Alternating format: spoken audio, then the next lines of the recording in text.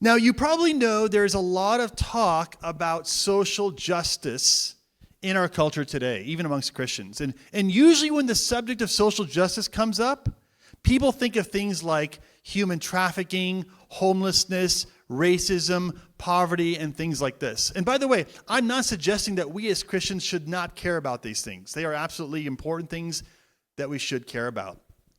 But curiously absent from that list of social justice issues is the topic of abortion. But if what we believe about abortion is true, that abortion kills an innocent human being, then you would think that abortion would rise to the top of the social justice issue list.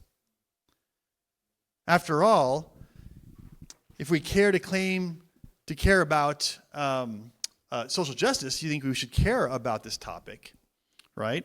And in fact, every abortion that we know of results in two victims. The first is a woman, the mother, who is psychologically wounded, and the second is the unborn child who is fatally wounded.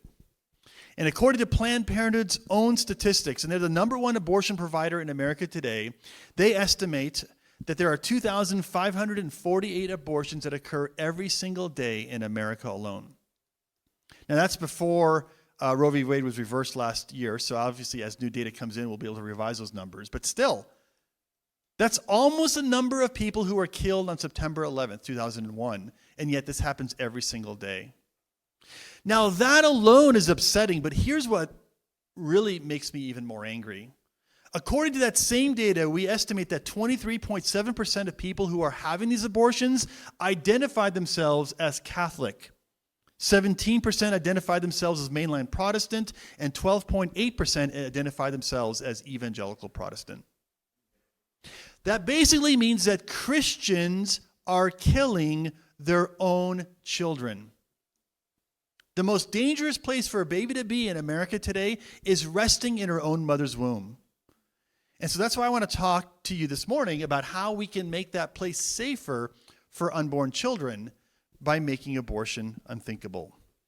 Now, there are three tasks that I believe will help you in conversations to help make abortion unthinkable. These aren't just academic, these aren't theoretical, these are the things that I use when I'm talking to a person who's an abortion choice advocate, right?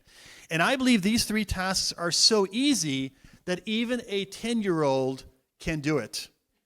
And the reason I say that is because when my son was just 10 years old, I took him to UCLA's campus, a secular university campus, trained him in the art of pro-life persuasion, the very same things we're teaching you today, a little abridged, of course, today, and then he was walking up to people who are twice his age, 20-year-olds, he's only 10, and was able to engage them in a rigorous conversation about abortion. Now, I'm not saying he changed people's minds, but the fact is he was able to use these tactics to maintain his position. So if a 10-year-old can do it, I believe you can do it as well.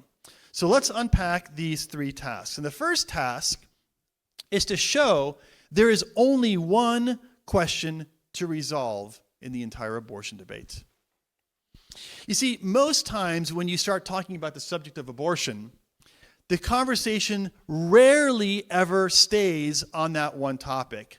What normally happens is the conversation starts on abortion and it'll begin to tangent onto something else. And so maybe you'll end up talking about unwantedness or the health of the mother or choice and privacy or rape and incest or financial hardship or something else. Again, they're related to the topic of abortion, but they are not abortion itself. Now, if you're like a normal human being, you're probably thinking, well, man, how would I possibly know how to address all of these other issues? That's a lot of information to know, a lot of statistics, a lot of things. It seems overwhelming. I can't ever be effective in a pro-life dialogue. And I'm here to tell you, although it might be useful to know some of that information, it's not vital to, because there's one key question that needs to be resolved. And if you were to follow all these tangents, what will end up happening is you'll talk about all these other things and never talk about abortion itself. And so this is why I say there's only one key question to ask and answer in the abortion debate. And that question is, I don't know what's going on with my clicker. Can I advance? There we go. The one key question is, what is the unborn? This is the key question that I want you in a conversation to focus your energy on. And let me give you an illustration as to how I know this is the key question. Imagine one day you're at home. Let's say you're in the kitchen, you're doing the dishes, okay? And you're just kind of working away. And I want you to imagine that you also have a 6-year-old boy that lives in your home. Maybe it's your son, or if you're younger here and you have a brother or whatever, that's fine. But you're doing the dishes and you hear the 6-year-old boy come up behind you. And while your back is turned, you hear him say, "Can I kill this?" Now, before you can answer his question, what question are you going to ask him? Yeah, what do you want to kill? What is it, right? So imagine you turn around and you notice this 6-year-old boy is holding a daddy long-legged spider in his fingers. What's your answer going to be? Yeah, sure, go ahead. You take one leg, I'll take another leg. Let's pull that sucker in two, right? But now what if he was holding the neighbor's cat? What's your answer going to be? I saw one person, I won't put you out, who was nodding, but okay. All right, let me make it a little more clear. What if he's holding his little sister by the neck? What's the answer going to be? Okay, little Johnny needs counseling, right? I mean, this got some serious issues. Notice what this illustration proves. Whether or not it's moral to kill something depends entirely upon what it is we're killing. You cannot answer the question, "Can I kill this?" until you first answer the question, "What is it?" And so with that in mind, I want you to, it'd be ideal if you could memorize this key point, because this is so foundational to this subject. If it turns out the unborn is not a human being, then no justification for abortion is necessary. However, if the unborn is a human being, then no justification for abortion is adequate. Right? Think about it for a moment. If you ask the question, "What is the unborn?" and through your scientific or philosophical investigation, you come to discover that the unborn is not a human being, then go ahead, have the abortion. What's the big deal? If it's no different than having your tooth pulled or your tonsils removed or your appendix taken out, have the abortion. You don't have to make an argument for it. Knock yourself out. Do whatever you want. However, if you ask the question, "What is the unborn?" and through your scientific and philosophical investigation, you come to discover that the unborn is a human being just like you and me, well, then there's no justification for killing an innocent human being like you and me. Right? So that's why I say that is the key question. What is the unborn? You have to answer that question before you can progress anywhere else in the conversation. And if you don't address that question and you neglect it, what will end up happening is you will be at a strategic disadvantage for the remainder of your conversation. So notice, for example, here are a number of common sort of on-the-street defenses for abortion. Right? People say, well, women should have a right to choose, or women should have a right to privacy, or many poor women can't afford another child, or no child should be unwanted, or on and on and on. Now, I want you to notice something about all of these defenses. Every single one of them ignores the question, "What is the unborn?" And worse, these defenses assume the unborn is not a human being. Now, they don't make an argument for that. They just assume it. And so if you don't raise the question, "What is the unborn?" and make that the focus of your conversation, they'll say something like this, and you'll be at a strategic disadvantage. Right? Because after all, don't women have a right to choose? Well, sure, everyone should have a right to choose to do things, right? Women should have a right to privacy. Of course, privacy is a valuable thing. It's protected here in America. Of course, women should have privacy. Right? So notice, all of these are assuming the unborn's not a human being. But now, just imagine if we were to change the assumption. What if, again, I'm not arguing that this is the case, but if the unborn is a human being, then notice none of these justifications now make sense.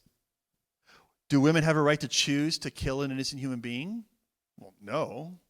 Do women have a right to kill an innocent human being as long as they do it in the privacy of their own homes? Well, no. If a woman can't afford to have a child, can she kill that child? Well, no. If a child is unwanted, can we kill them? Well, no. Do you see how none of these now make sense when we've changed the assumption and now the unborn is a human being, right? But that's not the way these arguments normally go. Normally, if they're saying this, they're assuming the unborn is not a human being and they're ignoring that key question. That's why I say you cannot let that question go unaddressed. It's fine if they make this defense, but you should first back up and say, hold on a second. First, let's understand, what are we talking about? What is the unborn? Let's first discover what the status is of that thing before we try to make arguments in favor or against it. Now, hopefully, if they come to a point where they agree with you that that is a key question, then you can progress to the second step, okay?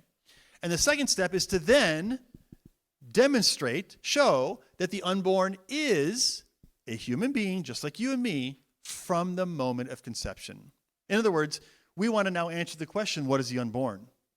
Okay, because most likely they'll say something like, well, oh, so you pro-lifers, you think that the unborn is a human being? Psh, prove it. Okay, let's try to do that now. And so that's what this second task is about. Now, what I want to demonstrate to you is that the science of embryology speaks decisively to this question, what is the unborn? And I'm going to argue that the science of embryology proves, and by the way, I don't normally use the term prove in conversation when I'm talking to people. Like if somebody were to ask me, Alan, can you prove that God exists? I would say, well, I can't prove that God exists, but can I give good evidence or good reasons to think that there's a God? Yeah, sure. Can I prove that we have a soul, some immaterial part of who we are that's not part of our body? Well, I wouldn't say I can prove it, but I think I can give good reasons to think that we have a soul. But when it comes to the science of embryology, as you'll see, the evidence is so decisive and so strong that I feel comfortable using the term prove. And what I'm going to demonstrate is that the science of embryology proves three things. Number one, it'll prove that the unborn is a living being, meaning it's alive, it's not dead. The second thing that the science of embryology proves is that the unborn is a distinct being, meaning not merely a part of the mother's body, like her appendix or her tooth or her tonsils, but rather a separate, unique individual. And number three, the science of embryology proves that the unborn is a human type of being. In other words, it's not a potential human, and it's not a other kind of being like a dog being or a giraffe being or an earwig being or a orb spider being or whatever, okay? It's a human type of being. And so if I can demonstrate these three things are true about the unborn from the moment of conception, then I'll be able to prove that the unborn is a human being just like you and me from the moment of conception. Okay, so let's take each one of these in turn. Let's first address the first one, which is the unborn alive? Well, I think that science of embryology proves the unborn is alive for a number of reasons, but the most obvious is this, that it meets the biological criteria for a living being. In other words, when a biologist or a scientist is looking at something and asking the question, is this thing that we're studying and looking at, is it alive or not? They ask three questions. Does it grow? Does it respond to stimuli? And does it metabolize nutrients and convert it to energy? Like take in food, if you will. If it does those three things, then this thing that they're looking at is a living thing. Turns out, by the way, that the unborn does all three things from the moment of conception. It grows, responds to stimuli, and it metabolizes nutrients and converts it to energy. So we can conclude that the unborn, yes, it's a living thing. Okay. Now, just for the record, this is perhaps the least controversial of those three components. Okay. I've only one time met a person who denied that the unborn was alive. Okay. Virtually every, and by the way, they were a doctor, which was weird. But anyways, the vast majority of people will acknowledge, yeah, of course, it's a living thing. No one denies that. Okay. Is this living thing then, this is the second question, is it merely a part or an extension of the mother's body, like her liver or her brain or her eye or her tonsils, or is it a unique individual being? Now, the science of embryology is decisive on this. In fact, there are a number of characteristics that we know that are true about the unborn and that are different than that of the mother that give us reasons to think that they are a separate kind of being. Can anyone give me some characteristic that's different in the mother from the unborn that demonstrates that they're two different things? Yes.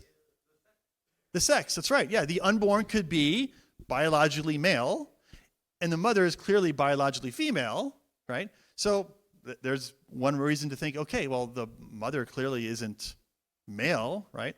By the way, my boss many years ago, he was at a party in Hollywood. There's a number of kind of famous people there, and he was kind of just mingling with others, and he ran into this woman. She was pregnant, and he started having a conversation with her, and it turned out that she was an animal rights activist. And he asked her, oh, why are you an animal rights activist? And she said, because I believe all life is precious. And he said, oh, okay. He said, so you must be pro-life when it comes to the subject of abortion. Now, what do you think she said? Yeah. She's like, no. Oh, she goes, oh, I can see why you might think that, I see, based on what I said. But no, actually, I don't think that about abortion. Actually, I believe because it's my body, it's my choice. And he said, can I ask you a personal question? And she said, sure. He said, do you have a penis? And she's all, excuse me? He's like, well, do you have a penis? She said, no. He said, could your unborn child have a penis? She said, yes. He said, well, then your unborn can't be your body because otherwise then you would have a penis. And she said, you're right. Now, I'm not suggesting you use this at Thanksgiving dinner, with all your family, but that illustration kind of made the point for her. She's like, oh, yeah, you're right. Okay.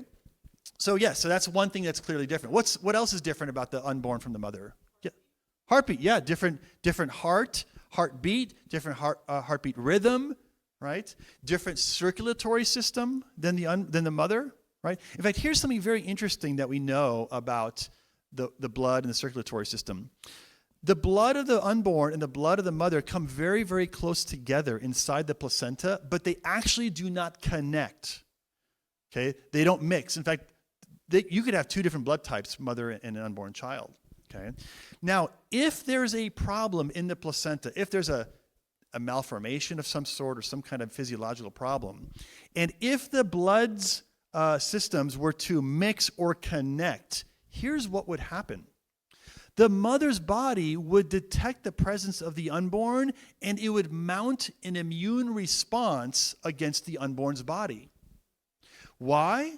Because the mother's body perceives the unborn's body as a foreign body, a different body, not part of her body. Notice, it physiologically knows. It's not politically motivated, obviously. It just knows, this is not my body. And so it tries to attack it like a foreign invader.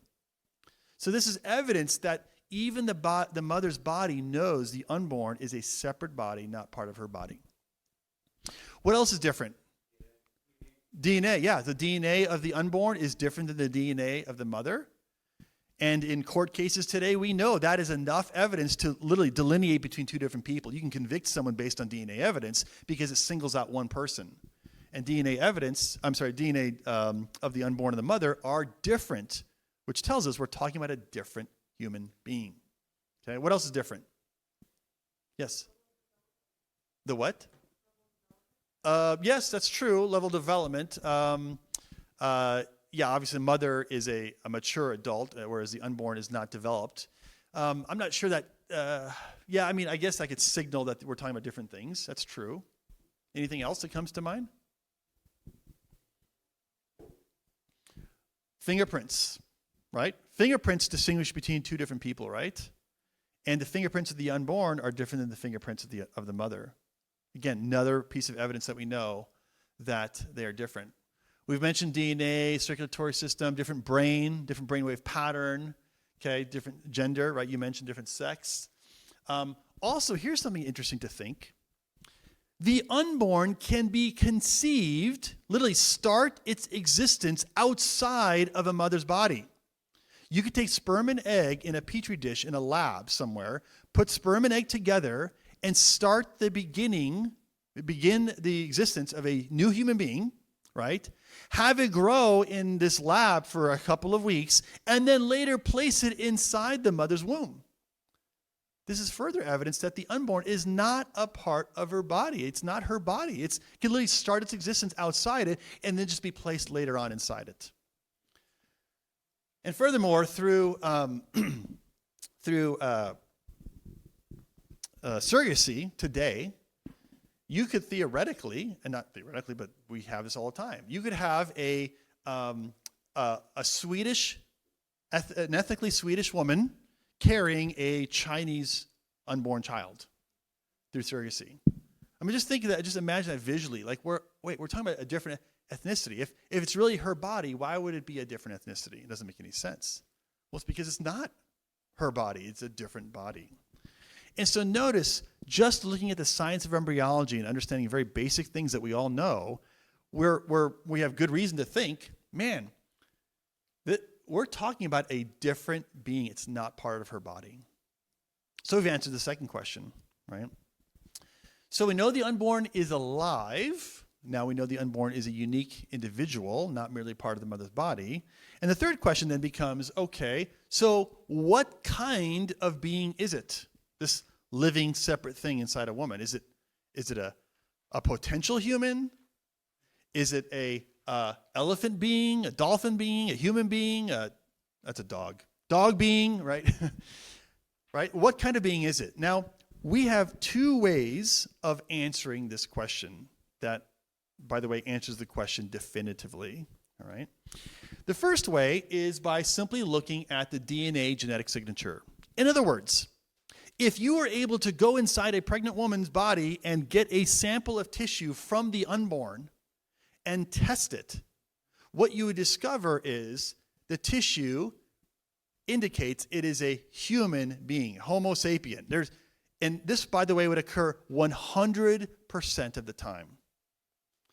Now, most of us don't have access to such a test, right? You can't go to CVS, pick up a, 2-for-1 test and then just walk up to some pregnant woman and be like, excuse me, could I perform a very invasive procedure here? Like, it just doesn't work, right? So we don't have that.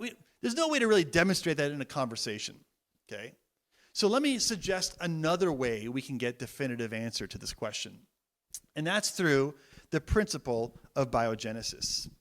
Now, this principle is a well-known principle that was discovered, or not discovered, but popularized by the idea that Louis Pasteur developed back in the 19th century.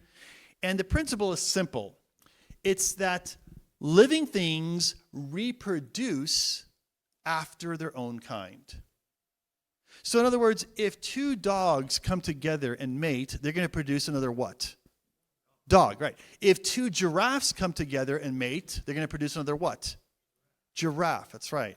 Now, when my wife was pregnant with our first child, we wondered, are we going to have a boy or a girl? But notice we didn't wonder whether we're going to have a human or not, right? In fact, when our second child came out and she was also human, we weren't like, wow, 2 humans in a row. What are the chances? Like, that's crazy. Like, this was not a surprise to us, right? And the reason is because we're humans, we know our offspring will also be human. So notice this produces for us a very practical test. If you want to know what kind of being something is, all you have to do is ask a very simple question. What are its parents? And if the parents are human, then the offspring is also going to be human 100% of the time.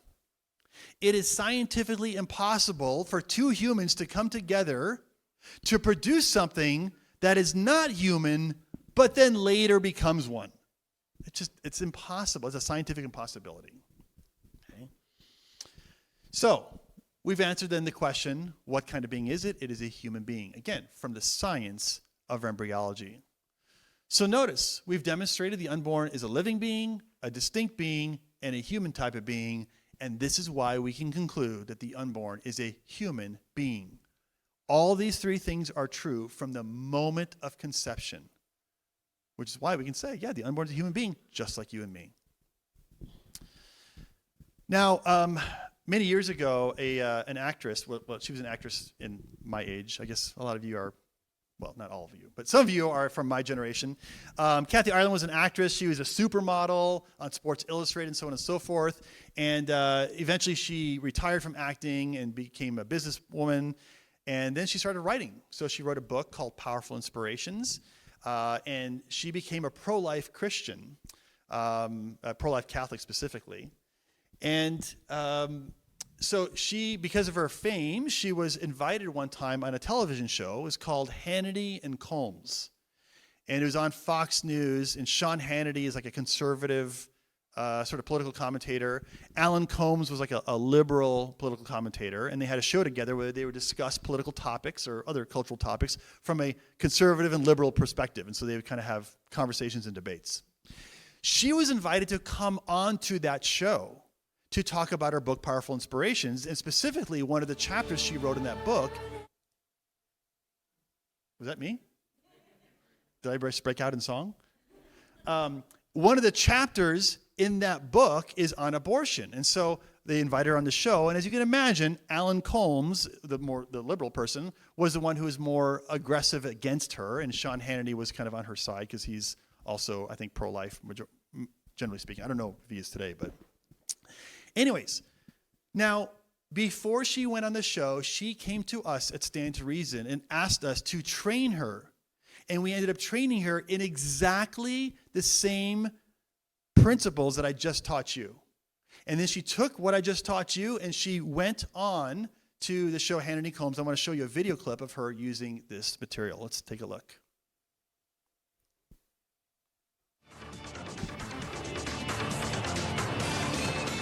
Us now, Kathy Ireland, author of the new book, Powerful Inspirations, 8 Lessons That'll Change Your Life. Kathy, welcome to Hannity Combs. What do you think about doing a political show like this? Oh, I think it's great. I love you guys. Thank you for having me. Did you watch our show? It's great. I do. Gee, I wonder which side you agree with. Now, I'm guessing you're pretty conservative, but you were telling me off the air you have a very strong liberal position.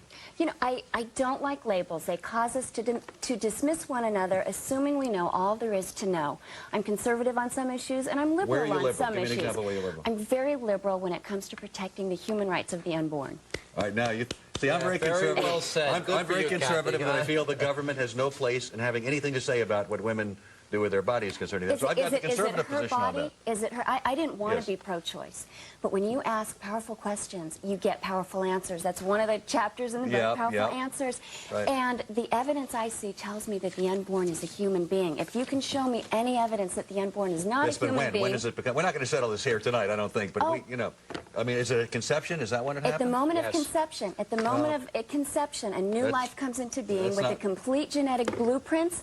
The fingerprint is determined, the blood type is determined, the sex is determined. So what kind of life is it? According to the law of biogenesis. You would deny women the right to then choose what to do at that point. I will always fight for women's rights. I have been an activist in women's rights, and I will continue to be. But she doesn't have the right to choose what to do with her body if she's pregnant. It's not her body. The baby this woman is carrying could very well have a different blood type than her. If it's a male child, the baby has a penis. The woman doesn't have a penis, so it's not a part of her body, but it resides within her body. I don't want to dwell just on this issue. We're not going to, people are not going to come to agreement on this all of a sudden on this very divisive issue. And I'm sad that it's However, let me ask you.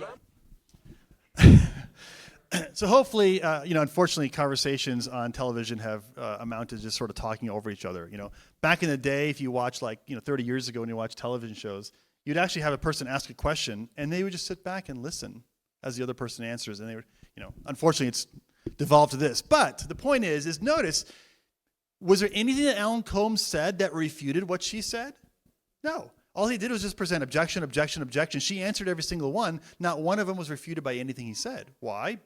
Because there's nothing she said that is refutable. It's just basic scientific facts. She even made the penis joke, on national television. It's like, go Kathy, right? So you see, this is not just, again, academic, mere theoretical stuff.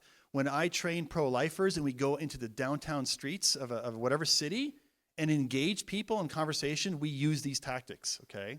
They work. They are typically very difficult to overturn because they're based on commonsensical principles that are scientifically based. And we also know that even standard medical textbooks fully acknowledge what I've said as being true.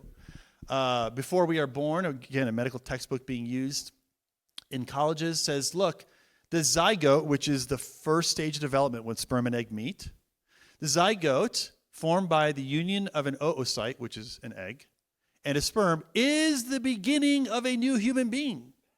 So when sperm and egg meet, you have the beginning of a new human being, according to this science textbook. right? Here's another one, human embryology. Says a new genetically distinct human organism is formed when the chromosomes of the male and female pronuclei blend in the egg. So again, you have a distinct, genetically distinct human being formed right when conception occurs.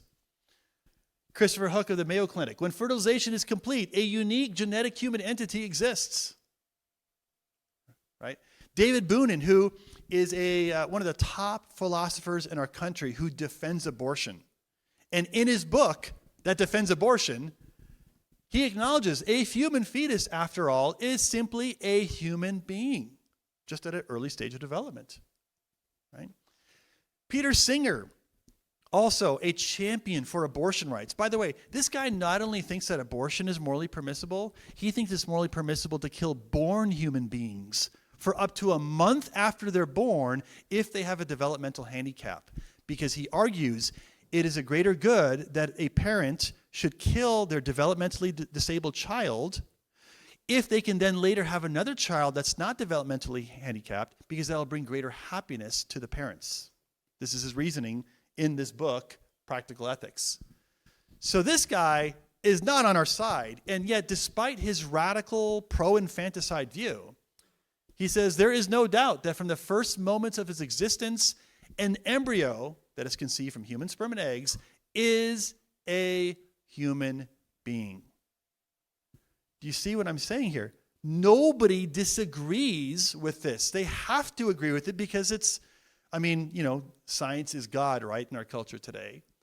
But notice what the science points is in our direction, that the unborn is a human being, just like you and me, from the moment of conception.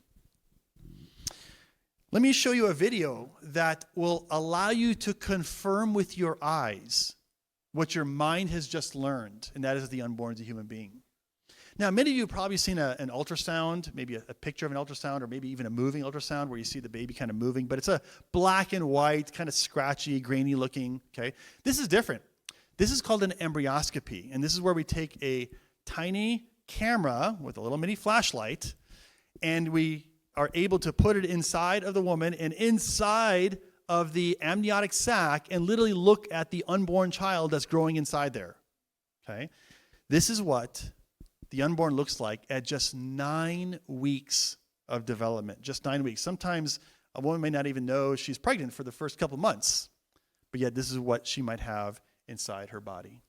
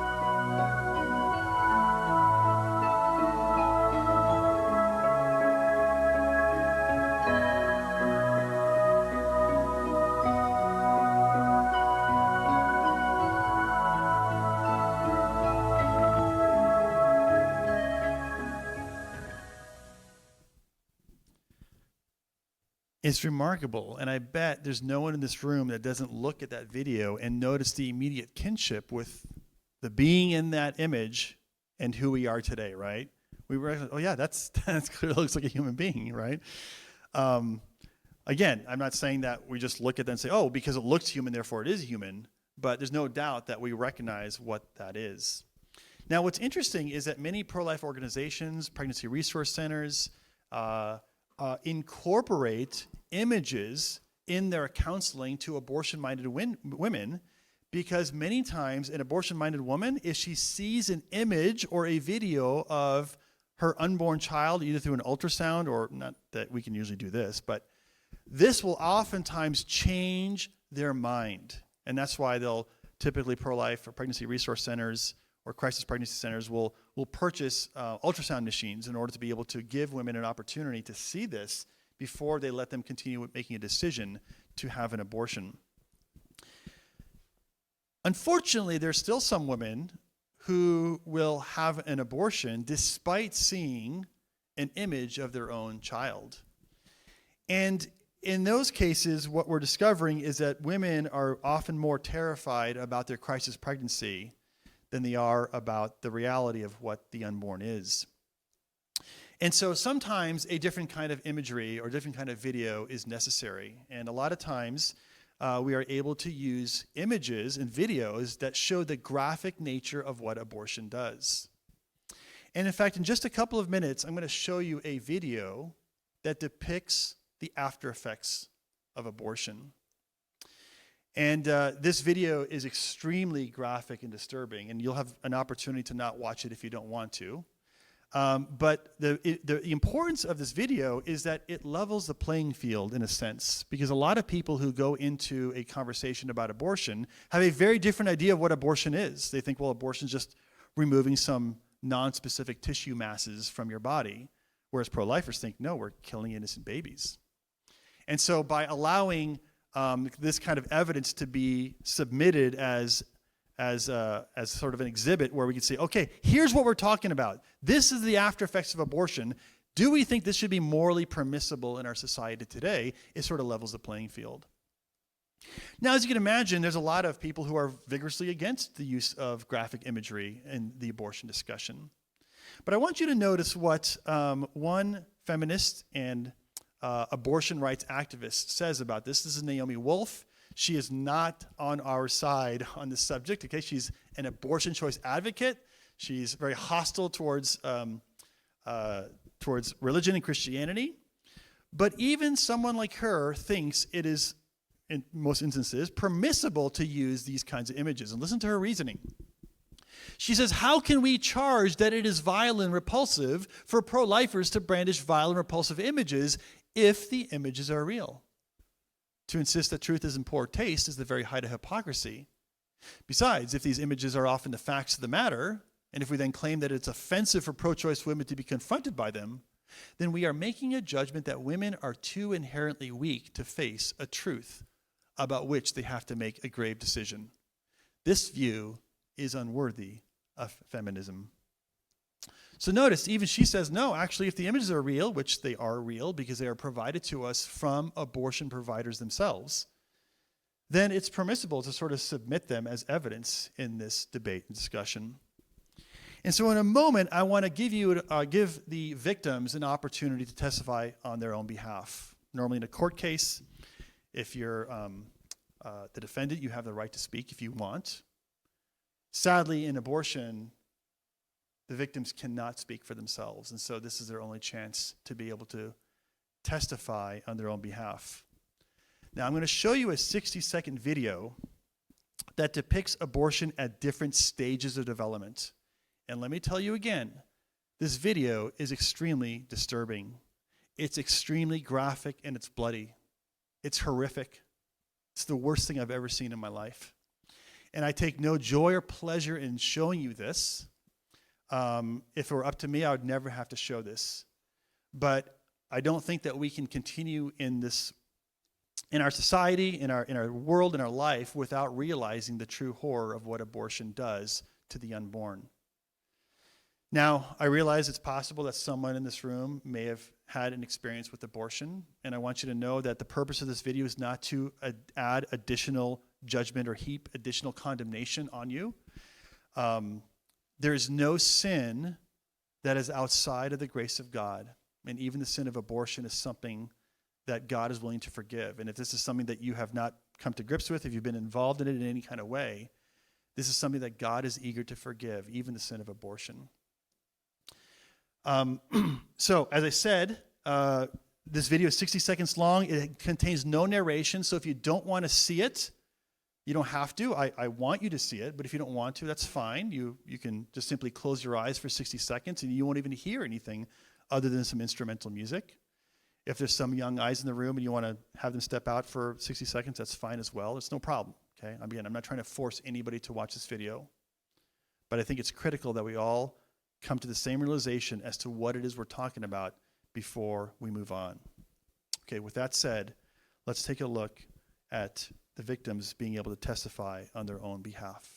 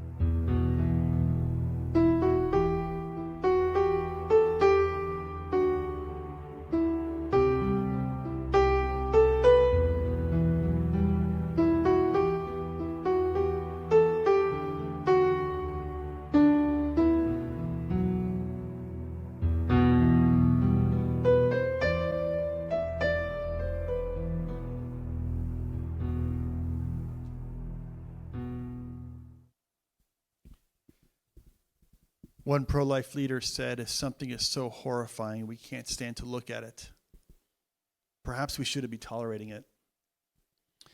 And many people rightly ask, what would lead a person, what would lead a woman to do this, to make this decision for her own child?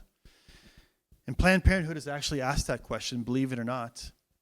They did publish the results one time, and I don't think they want to ever do that again. But we discovered their reasons, and this is what women said. I know these are small, but 25% of women said they did this because they were not ready for another child, or the timing was wrong. They said, I can't afford a baby now, represented 23% of women. Or I've completed my childbearing, or have other people depending on me, that's 19%. Or I don't want to be a single mother, or I'm having relationship problems, that's 8%. You go through this list, and approximately 86% of these reasons are all socio-economic reasons. Now, health of the mother and health of the fetus is in there, which accounts for those 7%. But if you read the study, these are not life-threatening conditions. They're all reversible conditions. So up to 93, 96% or so are all socioeconomic reasons. Okay, last step then in making abortion unthinkable is to show that all human beings are valuable. And the reason this is important, because you might think, well, Alan, if the scientific evidence shows that the unborn is a human being, just like you've demonstrated, then how can anyone argue against or argue in favor of abortion? Well, here's how. This is the moral logic of our view. We say, look, it's wrong to kill an innocent human being. Abortion kills an innocent human being. Therefore, the conclusion is abortion is wrong. So this is what we call in logic or philosophy a valid deductive argument, which means if this sentence is true and this sentence is true, then this conclusion logically follows by necessity. So I remember debating a women's studies professor and a feminist at Cal State University in San Marcos. And in the debate, I presented this evidence, and she said, I agree with Alan's evidence. But here's how she changed her position. She said, look, it's not wrong to kill an innocent human being. It's wrong to kill an innocent human person. And abortion doesn't kill an innocent human being. It kills a person. I'm sorry, it kills an innocent human being, but doesn't kill a person. So therefore, abortion is not wrong. In other words, what she was claiming, and what many abortion choice advocates claim today, is that it might be a human being, but it's not a person. Now, what question pops into your mind when you hear that statement? Yeah, what's the difference? What's the difference between a human being and a human person? And they have to have an answer to that question, because they've just made the incredible claim that there exists a group of human beings out there in the world that we can kill with impunity simply because they're not persons. Really? Which human beings are not persons that gives us permission to kill them? Well, when you ask them that question, they answer with a whole bunch of different characteristics. Oh, it's too small, whatever. And all these characteristics can be put into one of four categories: size, level of development, environment, and degree of dependency. In other words, I will grant that, yes, the unborn is different than a born human being in these four ways, but none of these four ways, none of these four characteristics justifies killing one and not the other. Let me quickly go and run through them for you here. Size, yes, it's true that the unborn is smaller than a born human being. But why does size have anything to do with your value as a human, right? At one point, the Guinness Book of World Records brought together the tallest man and the shortest man on the earth. Okay? Is Chandra less valuable or less of a person because he's a smaller person? The answer is no. Why? Because size is irrelevant when it comes to your status as a person. Well, the unborn just happens to be smaller than Chandra and other people. So size can't be the thing that justifies killing one person over another, because size is irrelevant when it comes to your value. What about the L in the word sled? And by the way, SLED is an acronym to help us remember these four things. Yes, it's true, the unborn is less developed, as you were bringing up, than a born human being. But why does being more developed somehow make you more valuable as a person? If there's a girl who's maybe 6 years old, she hasn't even fully developed her reproductive organs. And a 16-year-old girl, on the other hand, is more developed than her, and she can get pregnant, give birth, right? So, but we don't disqualify the 6-year-old girl because she's less developed. And in the same way, the unborn is also just less developed than a born human being. So really, level development can't be the thing that distinguishes what makes a person and not a person. The E in the word SLED stands for environment. Yes, it's true. The unborn is in a different location, a different environment than a born human being. But clearly, where you are has no bearing on who you are, right? If you're floating in space in a spacesuit or swimming underwater with scuba gear, you're in a different environment, by the way, in which you're not viable. And yet we don't disqualify those people from being not persons or not valuable simply because they're in a different environment. So how does a 6-inch journey down the birth canal magically transform a non-valuable being to a valuable person? Nothing has changed except location. And finally, the D in SLED test stands for degree of dependency. Yes, it's true, the unborn is more dependent upon the mother for survival. But why is being dependent upon somebody else all of a sudden disqualify you from being valuable? Many people are dependent upon lung machines and heart machines to keep them alive, or some elderly people are dependent upon their grown children to help them with living. If you were to see a child fall in a deep end of a pool, like a 2-year-old child fall in the deep end of a pool, you're the only one there. Could you say, well, your life's entirely dependent upon me for your survival, so you don't qualify as a valuable person? That's ridiculous. Because your dependence on someone else doesn't disqualify you as valuable. And in the same way, just because the unborn is dependent upon their mother for survival should not justify killing them. Right? By the way, even kids after they're born are still dependent upon their mothers or parents for survival, right? Heck, if there's teenagers here at this conference, they're probably still dependent upon their mothers for survival. I'm kidding. So notice 4 ways that the unborn is different than a born human being: size, level of development, environment, and degree of dependency. You can remember them with the acronym SLED. And none of those 4 ways justifies killing one over the other. And that's why really abortion, what it amounts to, is a form of unjust discrimination. Why? Because you have a class of human beings that is being disqualified from being valuable simply because of an arbitrary characteristic. And this has been done historically throughout history. Real quickly here. For example, we had discrimination against African Americans in our country and elsewhere around the world. Notice, everybody agreed they were human beings, but they were disqualified as being valuable human beings based on an arbitrary characteristic. What characteristic? Their skin color. Why? So they could be kidnapped and enslaved. There was discrimination against the Jews, right? They were also a class of human beings, but they were being disqualified as being valuable based on an arbitrary characteristic. What characteristic?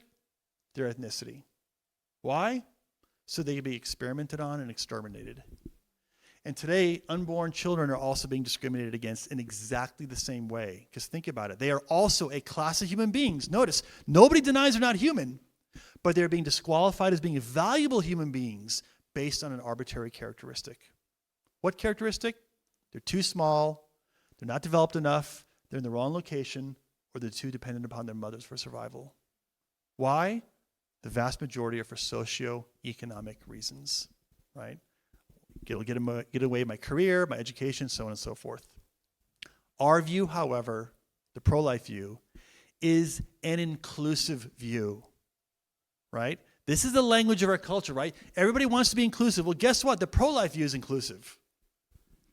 Our view is that no human being, regardless of size, level of development, race, gender, place of residence, should be excluded from the human community. Our view of humanity is inclusive and wide open to all, especially those who are small, vulnerable, and defenseless. Notice, it's the pro-life view that is inclusive, that doesn't discriminate, right? And it's the pro-choice view or the abortion choice advocate view that is exclusive and discriminates. So I like the way we phrase this because it's using the language of the world to show, look, actually we're the ones who are the tolerant and inclusive ones. Okay, I'm going to stop there because we're over time. I will be, of course, here for the entire day. So if you have a question, you want to follow up with me about this, I'm happy to answer. Otherwise, thank you so much.